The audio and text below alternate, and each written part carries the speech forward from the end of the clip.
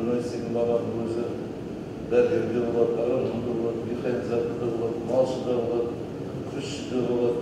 Қай жағын десе тақырыпты ашу үшін, оны көрсету үшін оны әділет зерттеп, көріп, көрсетіп білу керек деп сөйтіп санаймын да, сөйтіп сіздер жұмыс жасаватсыздар. Форматын өздеріңізде байқап отырсыздар. Өзбе-көз, сөзбе-сөз, бетпе-бет, орысша айтқанда лицом к лицу дейді. Бір өзі келіп, осы пікірлерді әсіресе айтты ғой, журналистер қай салада да сол мамандықтың иесі сияқты зерттейді деп. Сондықтан ойларыңызда болып жеткен сұрақтар болатын болса, лайықты ой пікірлеріңіз болатын болса, тікелей айтып отырғандарыңыз дұрыс қой деп ойлаймын. Шын айтқанда бұл бір шынында да бір бөлек форматта кездесу екен. Барлығын тек мына есеп беру, немесе мен мынадай жұмыстар істедім, мынадай жұмыстар істейін деп жатырмын деген бір тезистік міндеттер жоқ бұл жерде.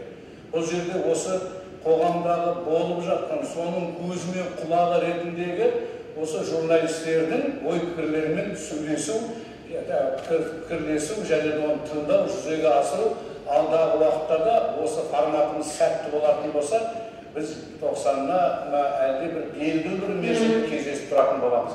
Ғалиба Қонысбекұлы, сіз шынымен де жанашырсыз, осы әдебиетке де, мәдениетке де, оның үстіне мына қаланың да дамуына үлесіңізді қосқыңыз келіп, қанша дүние жасап жатқаныңызға мен ризамын.